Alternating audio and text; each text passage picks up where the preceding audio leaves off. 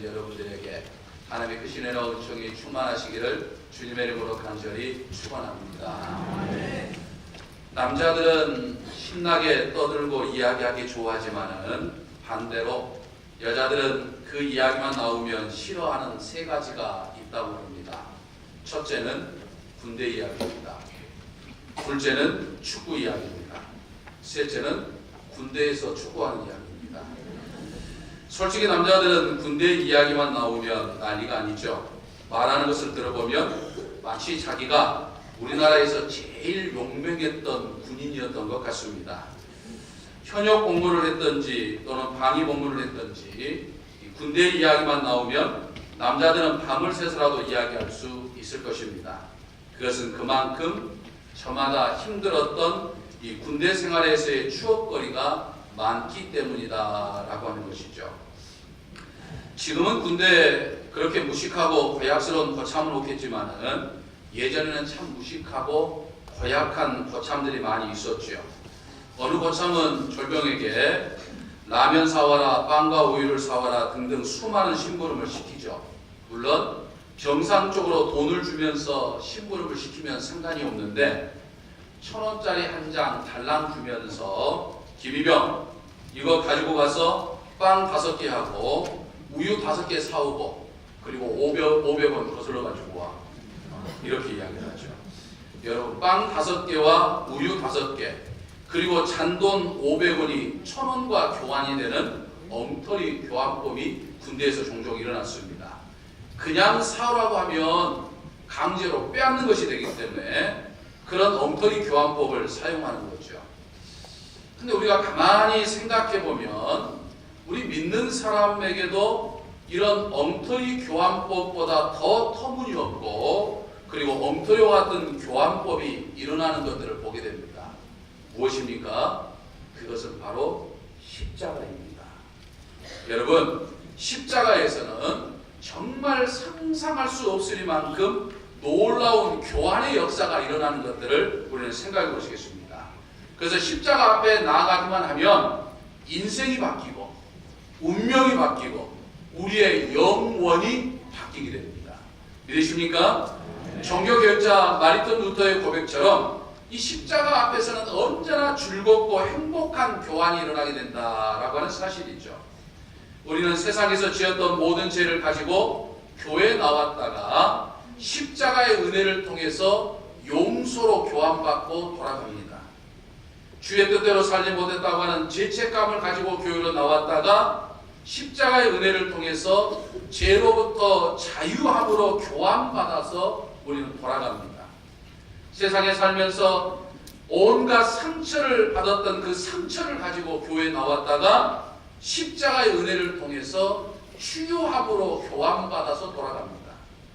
세상에 갖가지 염려를 가지고 교회에 나왔다가 십자가의 은혜를 통해서 하나님께서 모든 것을 해결해 주시고 하나님께서 형통하게 주실 것이라고 하는 확신으로 교환받아서 돌아가게 되는 거죠. 열등감을 가지고 교회에 나왔다가 십자가의 은혜를 통해서 할 수 있다 라고 하는 그 자신감으로 교환받아서 돌아가는 거죠. 인생의 모든 저주의 쇠사슬에 묶여 나왔다가 십자가의 은혜를 통해서 온갖 복으로 교환받아서 돌아갑니다. 영벌을 가지고 나왔다가 십자가의 은혜를 통해서 영생으로 교환받아서 돌아갑니다. 그것이 바로 십자가에서 일어나는 즐거운 교환이고 행복한 교환이죠. 이게 얼마나 행복하고 즐거운 교환입니까? 세상 사람이 보기에는 엉터리같이 보이지만 예수님을 구주로 받아들이는 우리에게는 날마다 일어나는 놀라운 신앙의 신비이다라고 하는 것이죠. 믿으십니까? 오늘 십자가의 은혜를 통해서 이런 놀라운 교환이 여러분들에게 일어나게 될 줄로 믿습니다. 우리 인사하겠습니다. 다 받고 가시기 바랍니다. 아멘. 한나는 자신이 소원하는 대로 아들 사무엘이 젖을 떼자 하나님께 바쳤습니다. 지금은 아이의 젖을 일찍 떼지만 예전에는 특별히 이스라엘 민족들은 늦게 젖을 떼는 편이었습니다. 보통 만 3살까지 젖을 먹였다고 해요. 그렇게 어린 아들, 한참 재롱을 피우는 아들, 눈에 넣어도 아프지 않는 그 아들을 떼어내서 성소에 맡긴다고 하는 것은 얼마나 힘들었을까라고 하는 것을 우리 짐작해 볼 수 있습니다. 아마 한나에게 있어서 세상에서 가장 귀한 것이 무엇이냐? 너가 세상에서 가장 귀하게 여긴 것을 꼽으라라고 말한다면 당연히 그 첫 번째가 바로 이 어린 아들 사무엘이었을 것입니다. 그 아들을 하나님께 드렸습니다. 다시 말해서 한나는 자신에게 있어서 가장 소중한 것을 하나님 앞에 드렸다라고 하는 것이죠. 오늘 우리는 추수감사주의를 지킵니다. 추수감사주의는 지난 1년 동안 우리의 삶을 인도해 주신 하나님의 은혜를 감사하면서 한나처럼 우리에게 있어서 가장 귀한 것을 드리는 날이 바로 이 추수감사절입니다. 한나가 어린 아들 사무엘을 하나님께 드린 것은 자기에 있어서 가장 귀한 것, 자기 목숨보다도 귀한 것을 하나님께 드린 것이죠. 한나가 아직도 엄마의 사랑의 손길이 필요한 사무엘을 하나님께 드려서 이 예루살렘 성소에, 실로 성소에 머물게 한 것은 바로 한나의 추수감사다. 이렇게 우리는 생각해 볼 수 있겠습니다. 그래서 저는 이 설교 제목을 한나의 추수감사 이렇게 적어봤습니다. 그런데 한나가 하나님께 가장 귀한 것을 추수감사로 드리는 모습을 통해서 우리는 두 가지 사실을 아주 깨달아 볼 수 있습니다. 먼저 잘 자라게 하셨음을 볼 수 있습니다. 사무엘은 어미의 품을 떠나서 어린 나이부터 성소에서 지내게 되었지만 하나님의 돌보심으로 인해서 잘 자랐던 것을 볼 수 있습니다.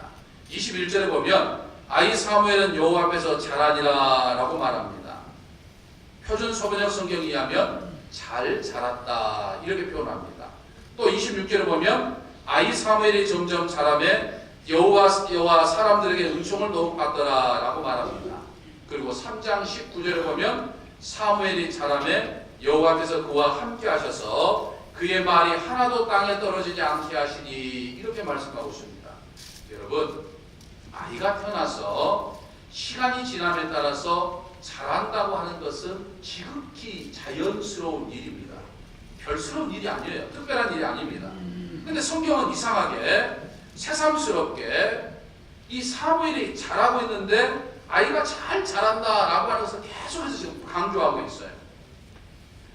그냥 강조하는 것이 아니라 세 번에 걸쳐서 강조하고 있고 21절에서는 잘 자란다고 말하고 있습니다. 성경에 보면 수많은 사람들이 태어나고 수많은 사람들이 자라고 수많은 사람이 성장합니다. 그런데 이 자란다고 하는 말을 잘 쓰지 않아요. 성경에는. 근데 쓴다고 하더라도 한 번 정도 언급하고 지나갑니다. 근데 사무엘서는 이상하길 많지 계속해서 강조하죠.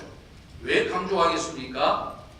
아무 생각 없이 그냥 기록된 거 아닙니다. 이유가 있어서 지금 강조를 하고 있는데 왜 사무엘이 잘 자란다고 하는 것을 유난히 강조하고 있을까요? 그것은 한나가 가장 귀한 것을 하나님 앞에 드렸기 때문입니다. 가장 귀한 것을 드리니까 하나님도 그것을 가장 귀하게 여겨주시더라라고 하는 것을 이야기합니다. 눈에 넣어도 아프지 않을 아들을 드렸기 때문에 하나님의 눈에 넣어도 아프지 않을 심정으로 아이를 키운 거예요. 믿으십니까? 오늘 우리도 마찬가지입니다. 우리가 하나님께 가장 귀한 것을 드리면 하나님은 내가 드린 것을 가장 귀하게 여겨주십니다. 그리고 그걸 자라게 해주셔요. 그게 풍성하게 해주십니다. 열매 맺게 해주십니다. 그러나 우리가 귀하지 않는 것, 별로 중요하지 않는 것, 이런 것을 드리면 하나님도 별로 귀하게 여기지 않습니다. 별로 중요하게 생각하지 않아요. 그러므로 우리는 한나가 가장 귀한 것을 하나님 앞에 드렸던 것처럼 이 추수감사주일에 하나님 앞에 가장 귀한 것을 드리는 저와 여러분이 되시기를 주님의 이름으로 간절히 축원합니다. 다음으로 하나님께서 가장 귀한 것을 하나님 앞에 드렸더니 하나님은 그것을 우리에게 다시 주셨습니다. 무슨 말입니까? 이해를 돕기 위해서 말씀드리자면 오늘 본문의 말씀 배경은 사사시대에 있죠. 사사시대의 내용 하나를 보면 이 사사기 3장 31절에 보면 삼갈이라고 하는 사사가 등장을 합니다. 그는 소를 모는 막대기 하나로 블레 사람 600명을 죽일 정도라도 대단한 용맹스러운 사사였습니다. 근데 사사기 저자는 이 삼갈을 소개하면서 아낫의 아들 삼갈이라고 말합니다. 그래서 많은 학자들은 이 아낫이라고 하는 이름이 바벨론식 이름이기 때문에 아마 삼갈의 아버지가 바벨론 사람이었을 것이다 이렇게 이야기를 합니다. 다시 말해서 아버지는 바벨론 사람이요 어머니는 유대인이다라고 말하는 거죠. 오늘로 말하면 호너라고 지금 이야기하는 거죠. 그런데 이 주장은 설득력이 부족합니다. 사사기를 보면 하나님께서 사사를 세우실 때 이방 사람을 세워서 사사를 세워보신 적이 없어요. 다 이스라엘 사람들이었습니다. 그렇다고 한다면 이 아낫이라고 하는 이름의 의미가 무엇일까요? 그것은 바로 당시 고대 사람들이 섬기던 신의 이름이었습니다. 당시 가나안 사람들은 바알이나 아세라나 또는 아스다롯과 같은 여러 신들을 섬겼는데 이 아낙도 바로 그 신들 중에 하나입니다. 가나안 사람들이 섬기던 신 중에 하나라는 이야기죠. 뭘 의미합니까? 상갈의 부모가 하나님을 섬기지 않고 아낙신을 섬겼음을 의미합니다. 그것도 아들을 바칠 정도로 열정적으로 섬겼습니다. 그래서 아낙에게 바쳤기 때문에 육신의 부모의 아들이 아니라 이제는 신의 아들, 이 아낫의 아들이 된 거예요. 그래서 삼갈이 성장하면서 육신의 부모의 아들로 키워진 것이 아니라 아낫의 아들로 키워진 거예요. 그러니까 아낫의 아들 삼갈이라고 이렇게 표현한 거입니다. 그런데 오늘 본문 19절에 보면 아주 재미있는 표현이 나옵니다. 뭐라고 이야기합니까? 그의 어머니가 드리는 제사를 드리러 그의 남편과 함께 올라갈세라고 말합니다. 그의 어머니라고 하는 말은 여전히 사무엘이 한나의 아들이다라고 하는 것을 이야기합니다. 하나님께 바쳐졌기 때문에 하나님의 아들 사무엘로 불린 것이 아니라 여전히 한나의 아들 사무엘로 표현되고 있습니다. 무엇을 의미합니까? 하나님은 한나의 기도를 통해서 그토록 소망하던 아들을 받았습니다. 하나님도 가장 귀한 선물을 받았죠. 그런데 그 귀한 선물을 다시 하나님 앞에 드렸어요. 그랬더니 그 귀한 선물이 하나님 은혜 가운데 잘 자라게 해주셨습니다. 더군다나 하나님 앞에 드려서 하나님의 아들로 자라고 있음에도 불구하고 하나님은 그 아들을 한나의 아들로 다시 말해서 한나에게 다시 되돌려 주셨다고 하는 것을 의미합니다. 무엇보다도 넘치도록 사무엘뿐만 아니라 그 외에 세 아들과 두 딸까지 더해서 하나님이 주셨다고 하는 것을 이야기하고 있습니다. 여러분, 우리가 하나님께 가장 귀한 것을 드리면 하나님은 그것을 잘 자라게 해주십니다. 풍성하게 해주십니다. 뿐만 아니라 다시 우리에게 주십니다. 그냥 주십니까? 넘치도록 새 아들과 두 딸을 얻어서 주신 것처럼 넘치도록 우리에게 더하여 주신 분이다 라고 하는 것이에요. 그것이 바로 우리가 믿는 하나님입니다.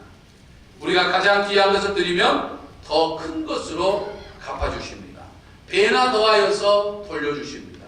믿으십니까? 이 축복이 추수감사주를 지키는 여러분들에게 있으시기를 바랍니다.